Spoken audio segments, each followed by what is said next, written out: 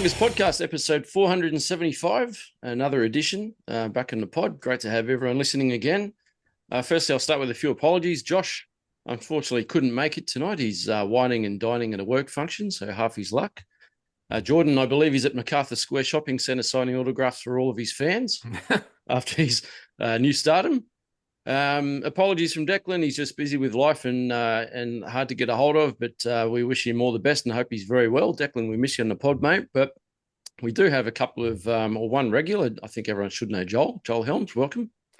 Thank you, Nick. I thought you were going to apologise for things that we're going to talk about or say on this edition of the podcast. That's what I thought. A preemptive apology, but no, it's only the absentees.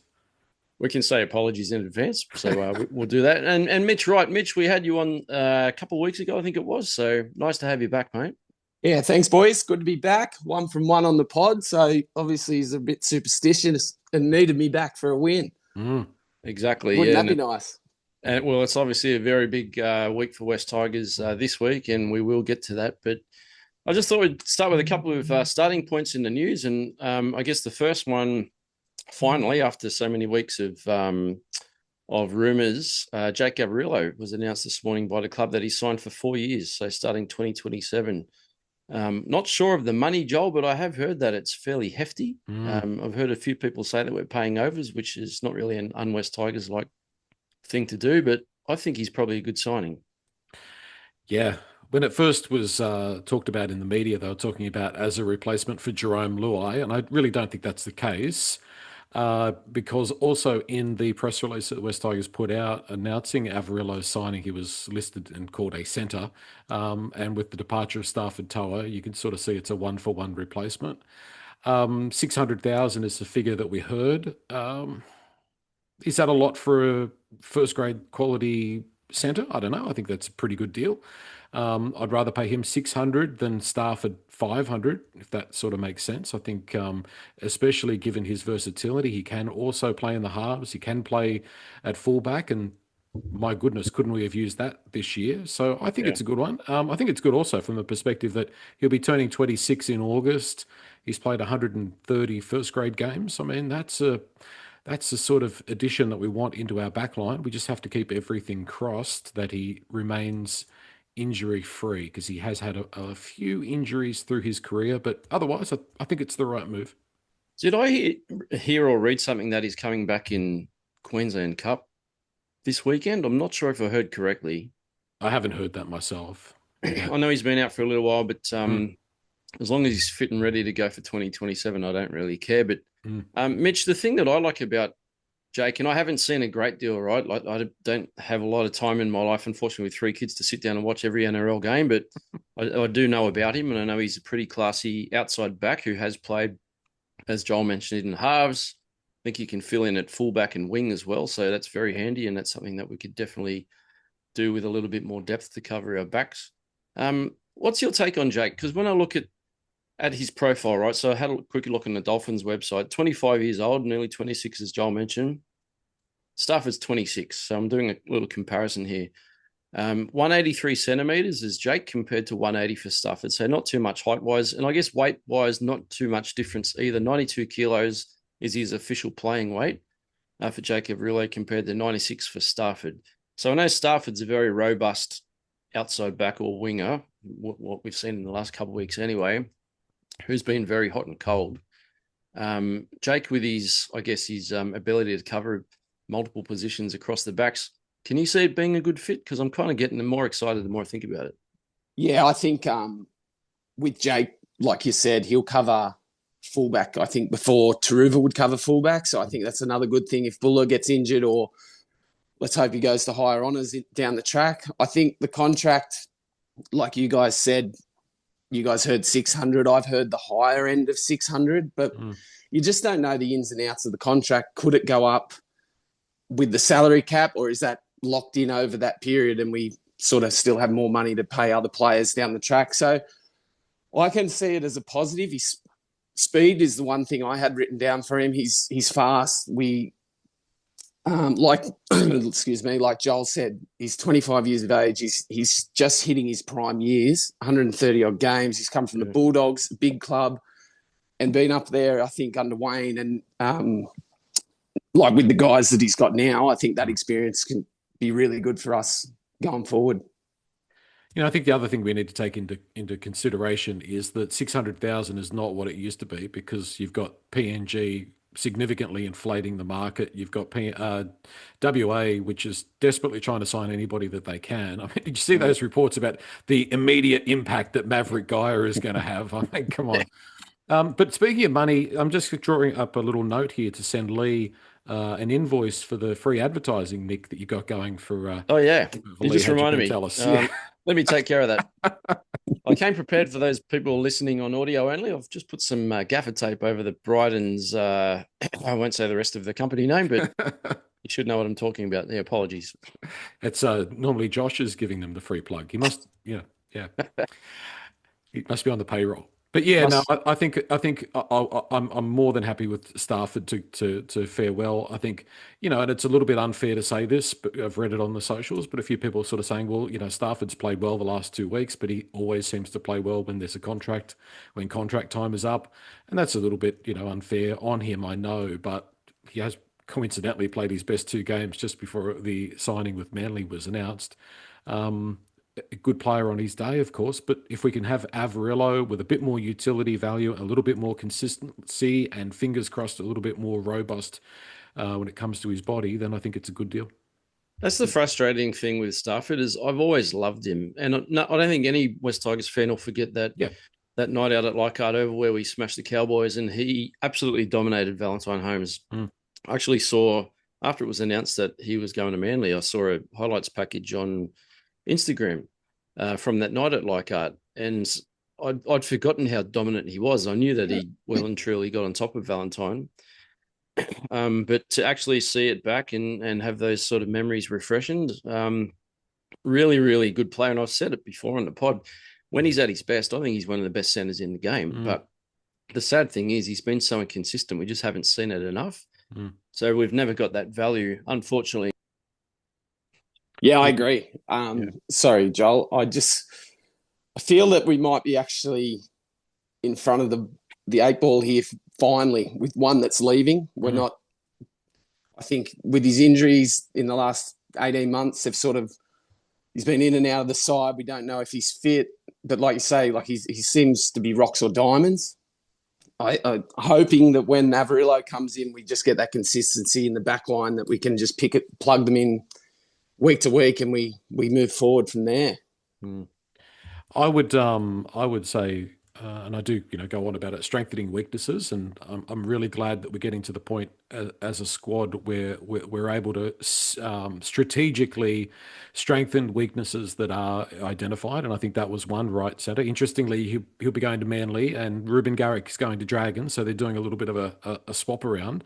But I did read a Manly fan saying, how on earth are we ever going to win a premiership if we just keep buying West Tigers players? You'd be going the other way. But if I look at the recruitment for 2027 now, well, I think the only thing that we really need to target is another prop, personally, especially with Royce moving on. I think Lanyon becomes and you've got Haywood in the pipeline as well as Appy backups next year. So I think one more prop is sort of where our attention should fall. I'd love to get Spencer Leniu from the Roosters, but I heard today, I don't know if it's true, but someone in the office told me that he was going to Parramatta. Yeah, it's been reported that they've had some talks, so it is a potential. The Roosters, though, apparently haven't given him a permission slip to go negotiating, but I think they've given him the nod and the wink. But I think he'd be ideal. He would be fantastic. But yeah, they don't fall from the trees, and especially coming back to that whole WA coming in, PNG, they're going to be hard to find, and it doesn't seem like we've got one in the pipeline coming through from the youngsters, and props take a little while to mature, as we know. But if I could wave that magic wand and get a really top class front row into the club, I think we'd be looking even better for next year. Yeah, very true. And a couple of those talking points, especially the prop talking point, I do have in the next segment. I think we might do a quick buy, sell, hold at the moment. So we'll jump into it early. Now, Mitch, you're aware of and very comfortable with buy, sell, hold. I'm sure you've heard it before. Yep. You don't have to follow the rules too stringently. Nobody does. Don't worry. I won't be holding. I'm a bit of a gambler, so we'll see how we go. That's all right. Well, you can have the first one, Mitch. So Yep. buy, sell, hold. Number one. Now, we just spoke about this a second ago too, and it's Manly related because Starford is off to Manly. Manly have too many ex-Tigers to be a premiership threat. Buy, sell, or hold. Yeah, I'll buy that. We'll buy that, Joel? Yeah.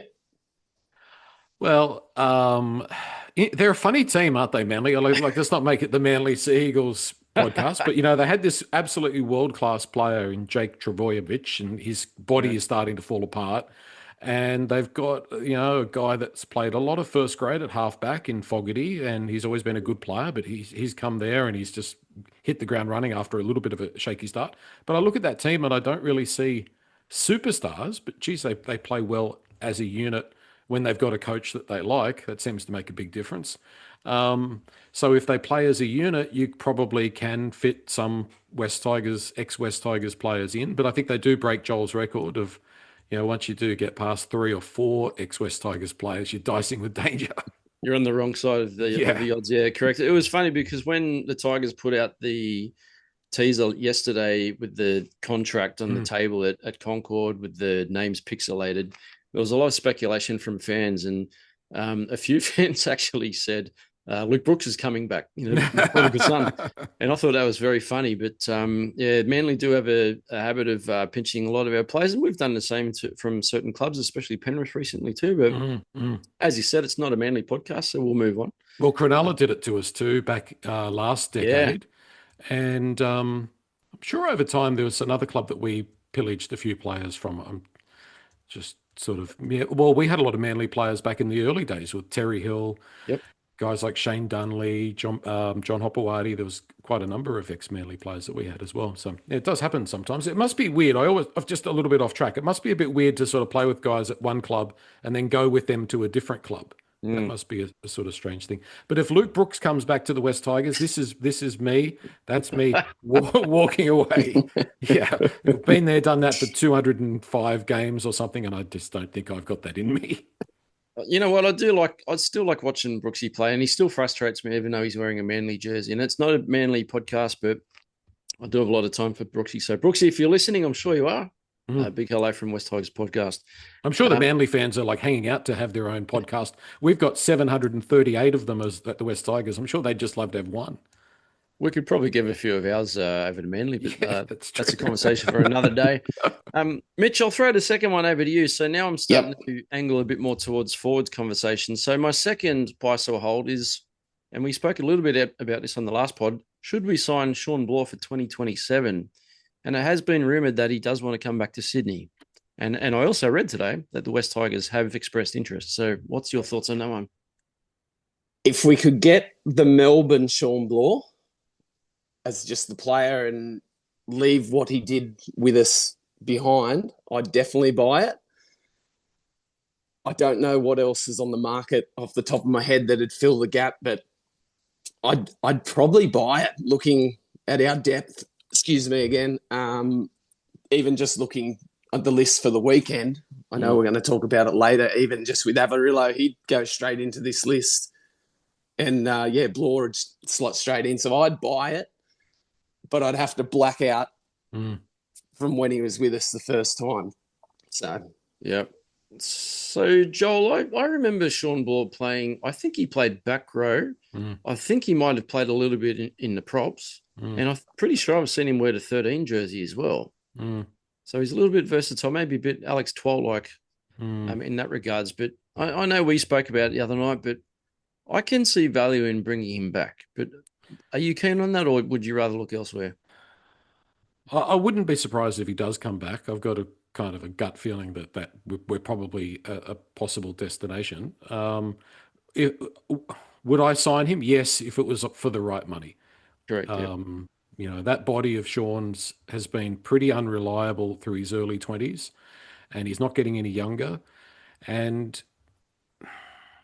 I don't think he's necessarily the middle that we need. We have to look at 2027 as being our second rowers have been KPP and Samuela, and then Ethan Roberts as a fill-in, and then you've got another couple of guys that you could call on. Suka will no doubt still be here, I would suggest. So we're probably okay if everything goes to plan. So then you're playing him in the middle. Then is he impactful enough to be a middle forward? Is his body resilient enough to be a middle forward week in, week out for the kind of money that he wants? I don't know if it's necessarily a good deal. So I'm probably vetoing that. I'm probably selling it. Okay. So this leads me into the third buy sell hold, which I'll send straight back to you then, Joel. So number 3 for me, Samuela Fainu should transition into the front row for next year to fit in Shawn Blore into the back row. And now I mention that because I did a little bit of digging, and I have heard other people talk about it too, that I didn't realize Samuela Fainu played in the props as a junior footballer right up until, I think, was it Flegg or very recently? So he's only a recent switch over to the back row. Buy, sell, hold. He will end up in the middle. But if you look at what Samuela has done on that edge earlier this year, I think you'd be crazy to go moving him from that position right now. I think he was probably in the top 6 back rowers of the competition, second rowers of the competition. I don't know why you'd move him and put him in a position where he's not running into those gaps and into those holes. And the defensive, what he brings defensively out there, he will end up in the middle, but I wouldn't be doing it just yet. He's got another couple of years for sure on that left edge.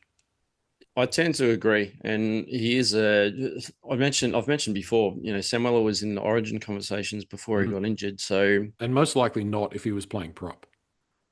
Yeah, correct. Yeah, okay, because what he brings on that edge, he's an edge back rower at this stage. I don't see any reason to transition him in any great hurry.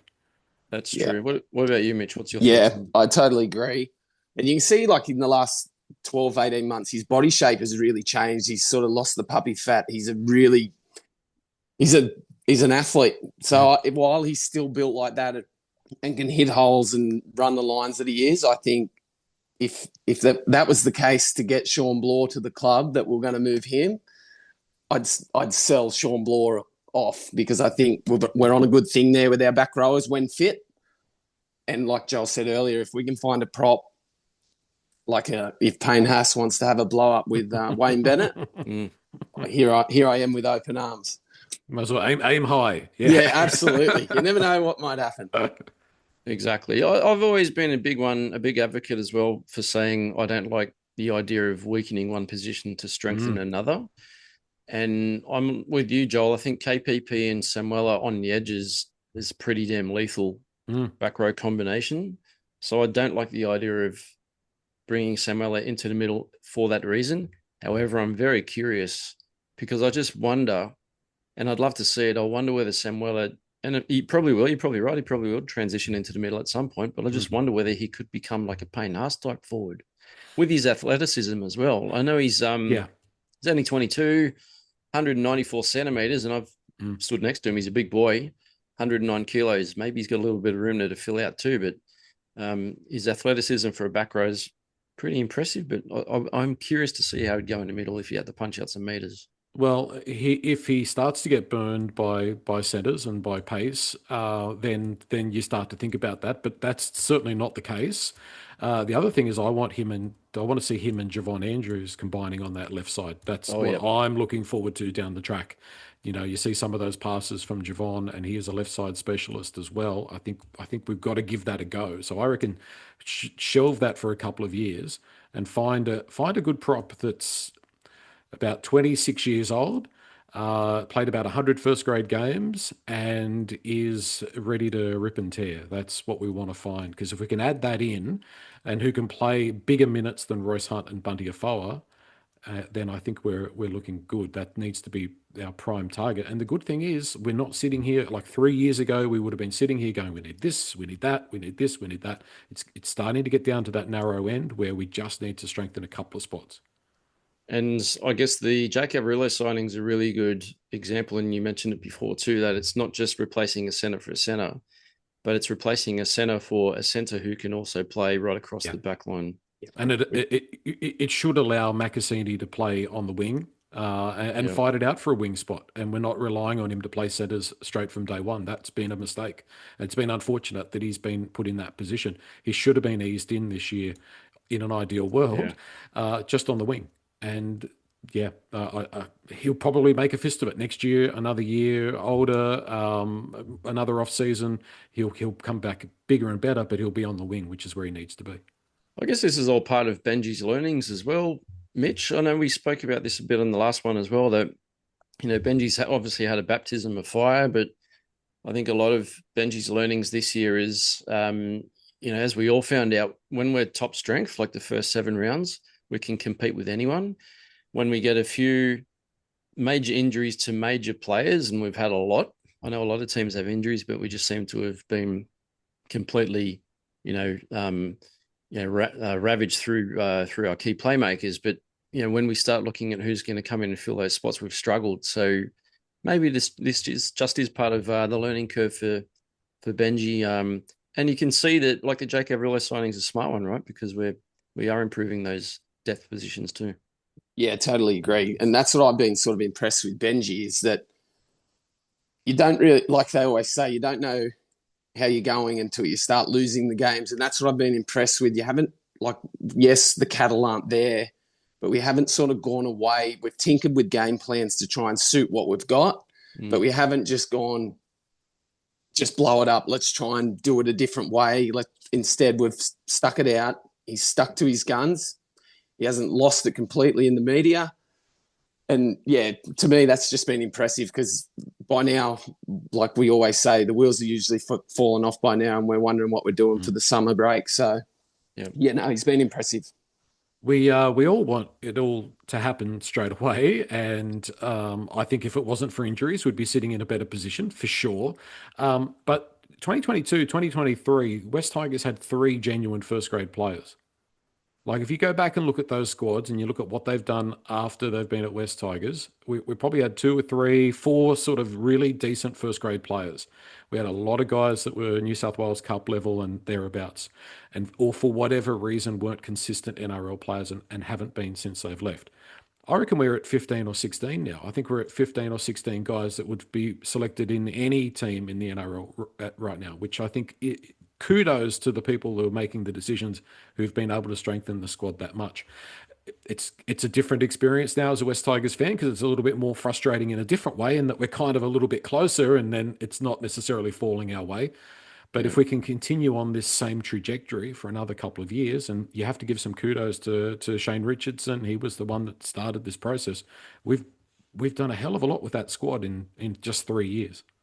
What do you reckon Richo's up to right now, Mitch? You reckon he's sitting on a beach somewhere? No, he's in a crocodile roll somewhere, I'd say, Richo. Who knows? Yeah, I do miss Richo. Sean Milcamp's doing a great job. And I say he's doing a great job. I'm not inside Concord, but when there's no bad news coming out of the place, and the club has made some good signings and everyone seems quite happy amongst the playing group, then the top of house, sort of front of house, must be pretty stable. So, a lot of kudos out there to Sean, doing a great job at West Tigers, and hopefully we can continue that. I don't know if you read that opinion piece. I can't remember who it was by, so I'm going to be a little bit. It's unfortunate I can't remember. He was saying that Richo got sacked because the jersey had too much orange in it. Because what we've seen is the black and white jersey has become the predominant home jersey over the last couple of months. So I think that was where it all started, which is really shocking and terrible that was the main issue that got under the skin of a few people. But anyway, let's hope that all continues to stay away and go away. And I'm happy if that's what it takes for them to be quiet, then I'm happy to play in that other jersey and have the orange one every other couple of weeks. Yeah, 100%. That piece you're talking about, there's a social media creator called Ryan on the Sideline. Yes, that's it, right. Yeah. And I think he may share some posts on our West Tigers podcast Facebook group as well. Yeah. Including his journalism pieces. And yes, he did mention that, how at the start of the year, the home jersey was to be the orange one. The home jersey was the home jersey. Which had flipped, and the away jersey was the white. And then the stories coming out of the club the last few, I guess, week or so is, no, we don't have a home or away. It's just we have an orange and we've got a white, and we just decide which one we're going to wear on the week. So even though if you went to the West Tigers Raw store, you'd probably see a home jersey. And an Quite away possibly. jersey. So we do. Don't lie. Yeah, it's sad that we've still got those politics in the background. But anyway, let's stay out of the politics because following this club is hard enough for most of us fans. So we'll stick to what we're good at, which is supporting the West Tigers. But just a little bit more on Samuela. So there was a Telegraph report today. Well, I didn't read it because I don't pay for the subscription. That Sam Fainu is set to make a possible return against the Dragons next week, which is 5 rounds earlier than originally reported in round 22. Mitch, if that's true, I can't believe that he's back 5 weeks early because, when he injured that foot, it was reported that it was, pretty serious. And I think he had surgery. Even round 22, when it happened in round 9, I think it was against the Sharks, was such a long way away. And I think that's the end of the season for him, basically. And then you think how much that's going to impact the side. But to potentially get him back next week is massive. Oh, it'll be huge. Like we discussed just earlier about our back row at the moment, with KPP being out, it'd be a massive in, especially against the Dragons. The Tigers sort of dropped the level of, like we were up against the Dolphins last week with not a lot of players and injuries and all that, and we held on up until probably 6 minutes to go. So he'll be a massive in. He's one of my favourites. I'd love to. Yeah, have him running outside me. That'd be nice. But yeah, fingers crossed it's true. And he gets back in. Like, I suppose you can't expect him to just hit the ground running. It's like everyone, when they come back, it might take a week or two, but I'd much rather him on the team sheet than not for another, 5 weeks. Completely agree. I think Sam Fainu, though, I know you say you don't expect him to hit the ground running, but he is an athlete and he's a footballer. Yeah. So I actually expect to see him come back and getting his arms loose and throwing those passes when he's all wrapped up and no one's expecting the ball to come out the back. And I think he will come back into some good form. And like you were saying, Joel, he's one of our players that is a genuine first grader, even at the age of 22. And I think he's a player that can make an immediate difference in our club. I think every West Tigers fan, and I think everybody in the game of rugby league, would say that if the West Tigers hadn't have had the injuries that we've had, we'd be sitting on at least 9 wins, which is a totally different place to 7 wins. That other 4 points would make a huge difference. And, the loss of Sam Fainu was probably equal to any of the blows that we've suffered this year.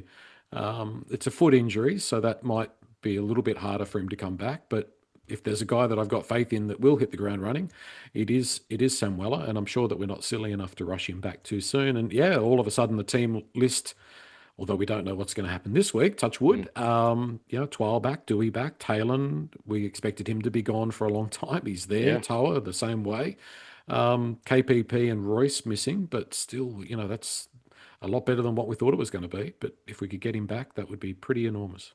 Yeah, there's Cattle coming back. And when you just mentioned too, if we had him throughout that period, if we were at 9 wins, a couple wins more, that's what Newcastle are on. And they're equal third. They're 5th and 4 and against, but They're sitting equal third at the moment. So we're not that far away, as frustrating as it is now that I'm very soon to talk about the potential of whether we win and stay in the race or whether we lose and almost bow out. That's coming. But just on Cattle coming back, we also have Adam Doueihi and Alex Twal returning this week. So I think they might be a week or so, at least 1 week early. But Joel, we're starting to get those troops back, those NRL players. Yeah, that's exactly right. And when you look at the team list, this week's team list looks a lot stronger. Unfortunately, the team that we're playing is at full strength. Yeah. They've got some real strike as well. But be that as it may, you can only work with what you've got, and we've got a pretty handy team there. It's so good to see Twal back, and I think we're going to see what we've missed there defensively with him back in the team. He does add a lot. And I always feel a lot more secure when he's on the field, knowing that he does, clean up really well around the middle. And some of those runs that he did earlier in the year, like he just kept steering us around and getting us that dirty 10 meters every now and then that we've really lacked with him missing. That's one thing I think, Mitch, with Alex Twal, we all know what he's like. He can play 80 minutes. He's a very fit guy. He hasn't played now for a little while. I do wonder how he'll go match fitness-wise. I wonder if he'll need more of a spell on the bench than what he's generally used to having. But what Joel's saying is correct, right? He locks up the middle a lot more securely, and he's probably very good at barking orders left and right, helping with that defensive line and defensive read too. So he's a massive inclusion for us. I can't wait to watch Twally. Yeah, he's definitely a leader in defence. And I know, like, when you're out there with that sort of a player, everyone's comfortable. When you look next to you, you got Twally there that's going to tighten everything up. But I think the biggest thing we've missed, especially in the last couple of weeks, is his offload. We just, especially against the Titans, just felt that we're one out, a few passes wide, sort of all over the shop, where Twal, he's going to pump it up the middle, get us out of trouble, but then get that offload, get some second phase, because like we said, Newcastle look great across the park, but I feel that if we can get some second phase play against them, we might be able to take them down a little bit on the edges. So, yeah, really looking forward to that. And also Doueihi, the big body, just really happy to see him back, and hopefully that shoulder's sewn on and we don't see him just fade out again for the back end of the year. And I think he got the facial injury at the back end of last year, was it? Yep. So it'd be good to get another solid bit of footy into Doueihi as well. And that's a huge shift in halfback, isn't it, Joel? Because Jock's done a good job and he's dug into the line a lot, but he can't bust the line. He's tried, but I don't think I've actually seen him make a line break. Whereas Adam Doueihi has that in his game. He's a very direct runner, but he just has the ability to beat players. I don't know how, because his lateral movement isn't brilliant, but we all know that once he gets going, he can move. It's probably those long legs. He looks a bit like a praying mantis at times running across the field.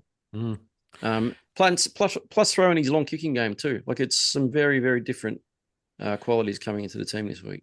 Yeah, well, let's look at it just a little bit more, zooming out a little bit. The whole spine is full strength, which is so good to see. It seems like forever since that's been the case. But yeah, Doueihi, he is very hard to tackle. He does a great job of running at centres and opposition halfbacks and 5/8s. And he is strong, not necessarily the quickest off the mark, but he's a constant threat. And he is unorthodox. And I think that's a little bit why teams tend to struggle a bit against him in that halves position, is that they don't really know what he's going to do. I think sometimes people around him don't know exactly what he's going to do. He is a run first sort of guy. We probably could criticize him sometimes of holding on to the ball a bit too much. But I just want him to come back and do what he was doing earlier in the year, because what he was doing earlier in the year was just fantastic, and it really was working, and it was a great foil for Luai on the other side. And we had those attacking threats on both sides. Also, like for like when it comes to goal kicking as well, which is really good. Jock has done a great job with goal kicking, but Doueihi we won't lose anything there with Doueihi. So it's really exciting to see him back there. I still do not know what the future for Adam Doueihi looks like and where his career goes. It's been such an unusual career that he's had. And to think that he's made his way back from all those injuries and found himself in an unfamiliar position and has just been acing it. It's just really, really quite an unbelievable story. To Adam's credit, though, he's put his hand up several times and said that he feels like he's a halfback. But this is the first year for me that he's shown it. Yeah. Now, Mitch, the thing that I like too is we saw earlier in the year when Doueihi and Luai were both in the halves that I feel it freed up Jerome Luai, especially the way Adam was playing. As we know, he runs very direct and he does crab across the field a little bit, but he can straighten up and hit a hole, and he can get the offload away too if he doesn't break the line. Yeah, and I feel like that style of play complements Jerome a bit. Yeah, because I think it takes a lot of pressure off Luai, because he can play both sides of the ruck. And especially in the earlier games in the year, he basically was just, give me the ball on either side and just work off him. And just like we said, not knowing how the game was going to be played this year, I think it's perfect if you can get your halves getting it on the ad line and pushing forward like I probably banged on about 2 weeks ago. It's a flow-on effect. Everyone just sort of gets going, and that momentum's so hard to stop. So I know it's going to be tough on Sunday afternoon, but having him there, I'm very happy to see him back.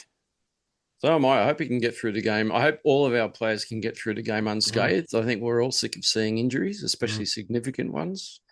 So can you imagine if we can get through the next 10, 11 weeks injury-free and we get Samuela back potentially next week?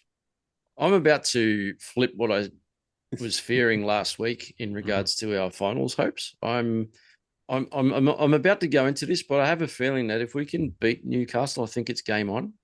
Yeah, ask me at 6 o'clock on Sunday. It's going to be a long 2 hours, Joel, but we will get into the game preview against the Knights. So Sunday, 4:05. I assume you guys aren't going up. Mitch, I know it'd be a bit of a hike from a bit of a hike up the highway. Yeah, bit of a hike up there.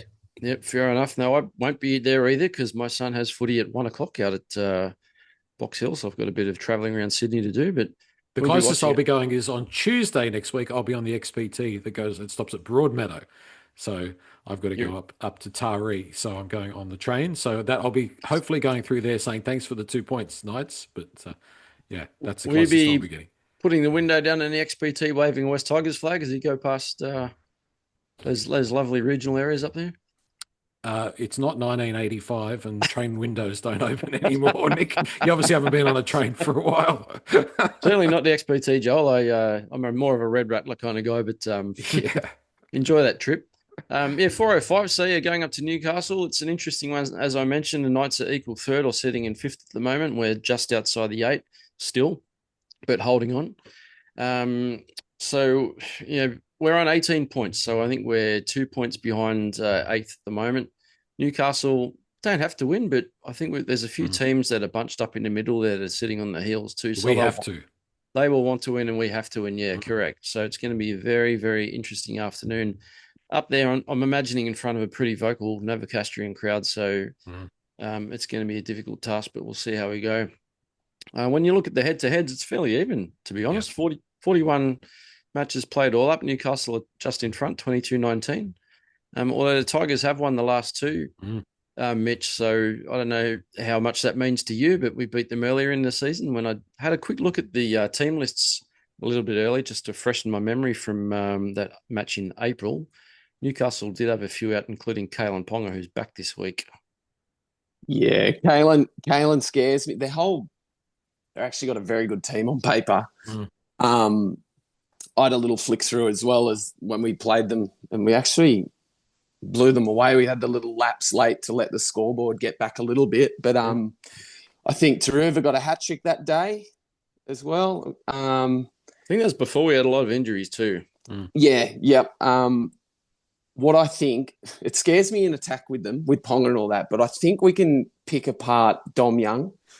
I think if our forwards can hold, I think Dom Young's their weakness in defence. So that'll be Skelton, I'm guessing, on that left-hand side.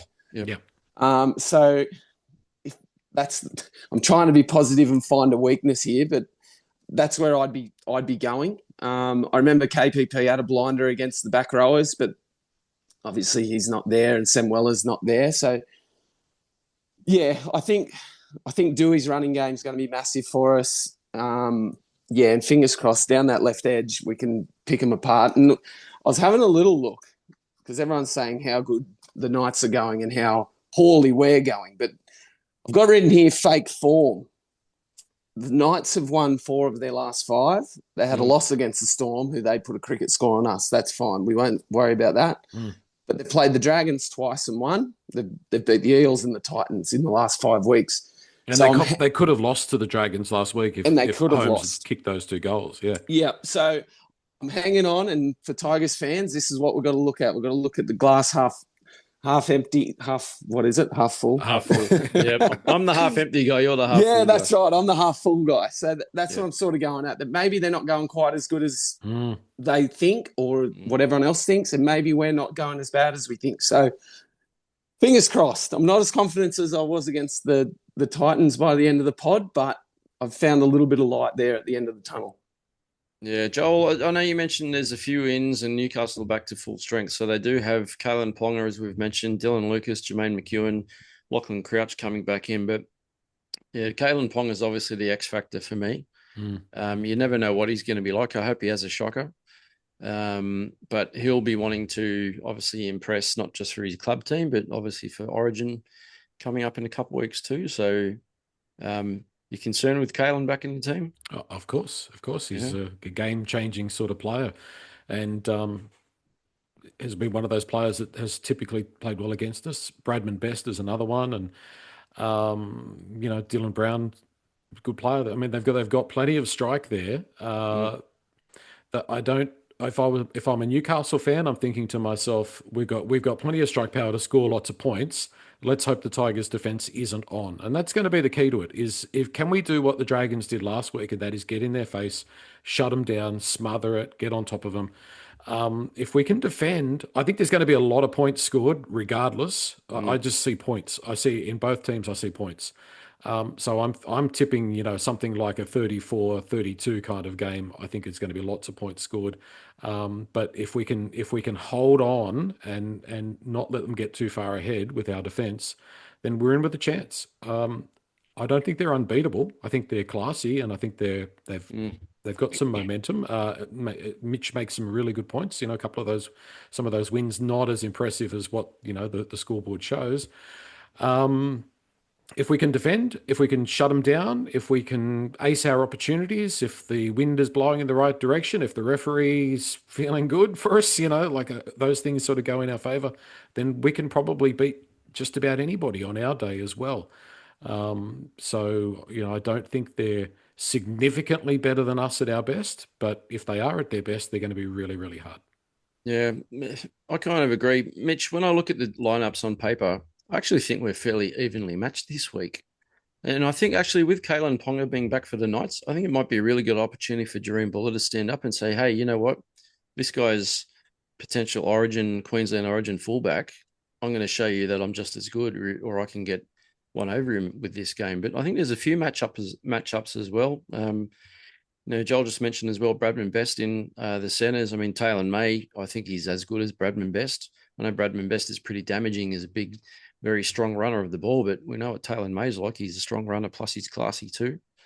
And I know you mentioned before Dominic Young on the wing up against Terrell Skelton. I'm actually happy to see Skelton back. I know he has those brain explosions in his game every now and then, but he's got a bit of X factor, and he's got a bit of mongrel in the way he runs too. So I can see a very evenly matched up backline. Yeah, I think Skelton's one of them blokes. He's really good fresh. So if he plays 1 or 2 games, give him a week off to just cool the jets and then come back again. Just going through, I totally agree with our centres and their centres. Like, they're 4 very, very good players. The only concern is how fit are our boys. That's the only thing I sort of worry about. And with Bradman Best, is he putting his hand up for Origin? Let's just hope that Kalen Ponga shoulder charges someone early and he can go sit down, and but we're just going to need a sacrificial lamb there to step in for that. But like, even you just mentioned it on the post game pod just about our rotations. Like, our forwards can hold our own. I think Bunty should come on and start again. And try and get Pole to come off the bench, and with Twal back and hopefully fit, hopefully May can have a bit of a spell, because there was a couple of tries there, and you guys pointed out the boys are tired. We'll run off our feet. So defensively, if we can turn up, like Joel says, the first 20 minutes generally tell the story for the Tigers. That's why I was so impressed last week. We could have, after half time, just laid down and let that blow out to a 40 to 50, points to bugger all. The fight is still in there. I think the boys can actually, like what we were saying, if we can get this, it's massive. It keeps us alive. 100%. Like, we could be like the Broncos. If they lose, they're done. We lose, there's still a pulse. So, I'm really looking forward to Sunday afternoon. I've got some mates that are Knights fans, so I'll be looking forward to hopefully feeding it to them. Yeah, this is a huge game. Joel, another matchup, talking about Origin, Jacob Saifidi up against Terrell May. Now, poor old Terrell's been on the outer for the Blues for the last year and a bit. Probably feels like he was hard done by last year. And I guess there's a lot of West Tigers fans, especially, that know that he's probably been hard done by this year. And maybe he's not on Laurie Daly's Christmas list, but good chance for Terrell to stand up this week too. Yeah, which means he needs to just tuck that ball under his arm, and he needs to just be concentrating on making lots of meters and getting us downfield. We don't necessarily need an offload every play, Terrell, but I'm a broken record about that. But fantastic player. And if we can start with Bunty, I think we can hold our own in the forwards. We're at full strength from 1 to 7. I think we are in with a chance. I think a lot of it depends on the bounce of the ball, injuries, that sort of stuff, but also cutting down and not giving them space and time. And good line speed is going to be very much required. I like Skelton and Taruva on the wings. I like our centres. Everybody was saying when we were at full strength earlier in the season that we're heading for the finals. I mean, maybe we're underestimating our boys a little bit here. Albeit that it's going to be a really tough game. It will be a very tough game. It's going to be, I think it could be close to the match of the round, especially looking at the matchup. But as it happens on the pod, I'm getting more excited the more we talk about it. So I'm glad Josh isn't on because he'd probably have us winning by 50 to 16 or 18 or something stupid. So it's the start of our run, apparently. A bit worried about Josh. Wasn't last week meant to be the start of our run? But he's getting a bit delirious in his old age. But anyway, he's fallen short of we're going to win 5 in a row. Because that is, for want of a better term, a bridge too far. It might be a bridge too far. How long has it been since West Tigers have won 5 games in a row? It's a very good question. ChatGPT could probably tell you quite quickly, but I'm focused on hosting, Joel, so I'm not going to do that dirty work at the moment. But Mitch, there's just one more player. 2013 maybe? Yeah. Possibly, somewhere around there, possibly. Yeah, there's one more player I want to mention that's back into the squad this week is Latu Fainu. After getting plenty of time in Cup last week and copping a nasty heel full of studs in the face, he's been named on the bench. And I wonder if Benji's just thought, you know what, after last week with Jock, and we struggled to cover that, maybe I need to get him back. Yeah, and I think with Doueihi coming back as well, like he may not get on the field. Like looking at the balance there with Lanyon, maybe to just relieve Appy for 15, 20 minutes. Hopefully everything goes well with Doueihi and Latu. If push comes to shove, I'd probably put him up through the middle over Gaia for sure. But because like you guys sort of spoke about, and we regularly talk about, is he being played in the right position? Are we burning up? It's sort of one of those things. He goes back to Cup and plays. Well, I didn't catch the Cup, but obviously they played pretty well. They flogged the team that they played, but I kind of hope he comes on in the middle again because that means that we're holding him pretty well through the middle and we've sort of need his leg speed to just sort of push up around the ruck. But, yeah, it's good to see him back up there, I guess. It's sort of one of those things that it's so hard to see with the bench how they're going to use it, why are they actually there, how are the boys feeling. So we'll wait and see, I guess. The bench is just, like Laurie Daly would have sorted out last week, pretty hard to run. I think their bench compared to our benches, I don't think either cancels the other out so much. I don't think one's better than the other. I think they're both okay. According to Google, the last time West Tigers won 5 in a row was in 2005. We won 6 in a row in 2009, but 4 in a row in 2010, and of course 3 in a row was earlier in the year, was the last time we did that. So 5 in a row is something that is very foreign to West Tigers. 2005, long time ago. We got to 8 in a row that year before we lost our last 2 regular rounds of the normal season. And then obviously the 4 straight wins in the finals to finish off a magical back half of that year. Which none of us will ever forget. If you were born, I was only in nappies. I'm not sure about that, Joel, but good try.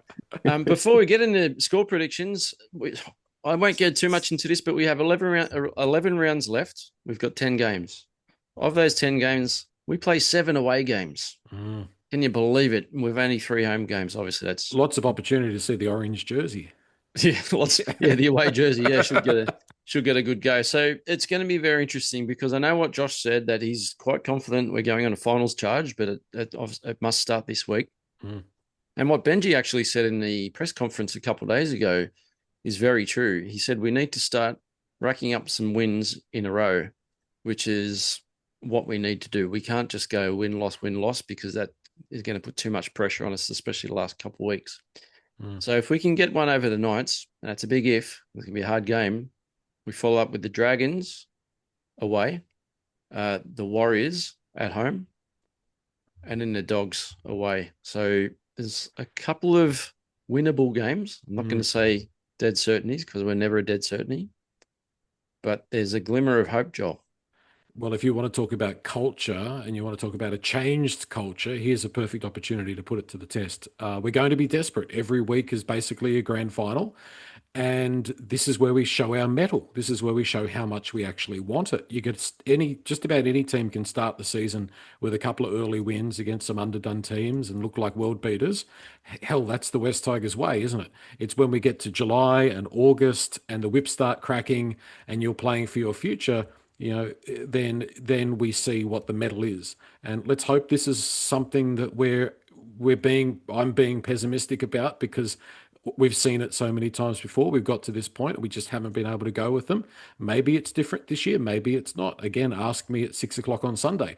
My background will either be the West Tigers studio or it will be the tropical island, because we're starting to think about our holidays. Well, I hope it's the West Tigers background, Joel, because when I look at the games remaining, it is becoming fewer and fewer, as is your equation that you hold up most evenings. So, well, that's only to get to 30 points. And I don't think 30 is going to be enough anyway. It's going to be at least 32. Possibly not, but it's going to be very interesting to see what happens with other teams in and around the 8 as well. So someone's possibly going to drop out, and I know Melbourne's sniffing around underneath us, trying to do their best to get back up into that 8 too. So very, very interesting to see how the next 10 or 11 weeks plays out. Mitch, what's your score prediction? Why are we going to win and by how many? Oh, I always tip us. So we're going to win. We are going to win 28-22. Okay. That's enough to make me nervous for the last 5 minutes. Yeah, well, like I said, glass half full, because I had a bit of glass half full about the next month of footy as well. I went a little bit further because we've got the Dragons, Warriors at home, Bulldogs, Raiders, which I'll be there, so they better win. Then we've got the Eels before the bye, and then the Dragons. Yeah. So I'm going glass half full. Can we get 12 points in the next 7 weeks?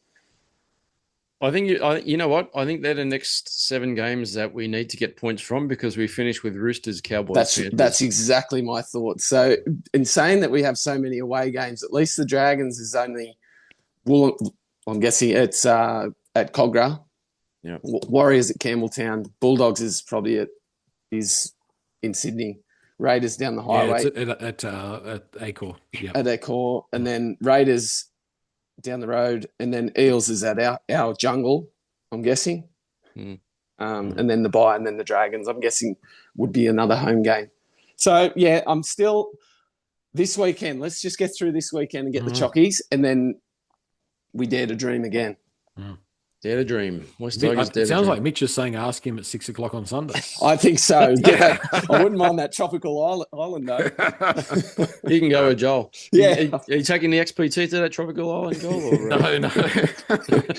Maybe. Depends what the score is. We might just take it into the drink. Don't think the XPT will float very well, as we see. Yeah. Probably not. Score prediction, Joel? As I said earlier, a lot of points. So something like 34-32, 34-30, something like that.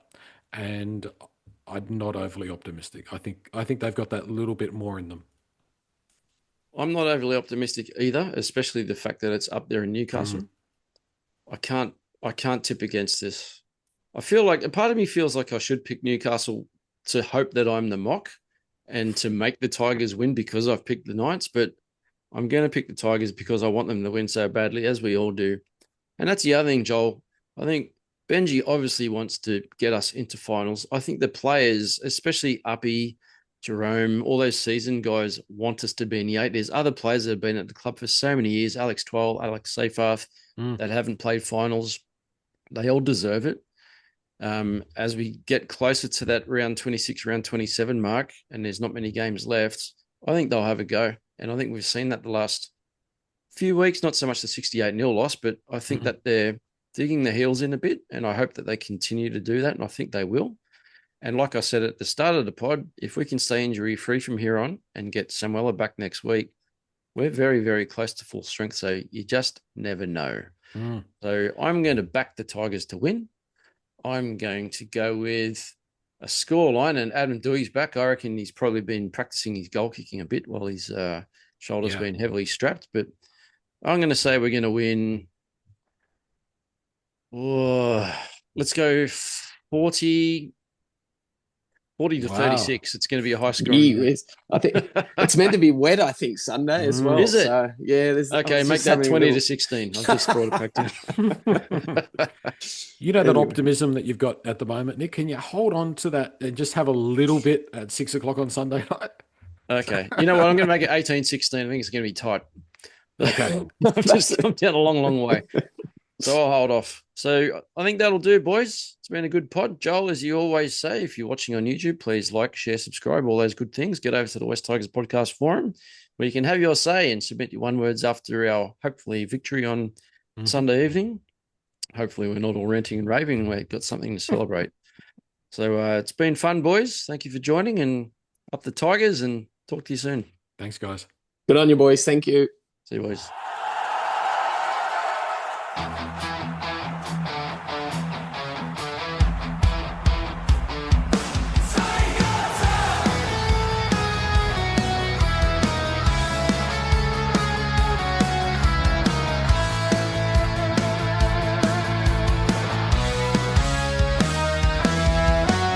Friday night, lights on.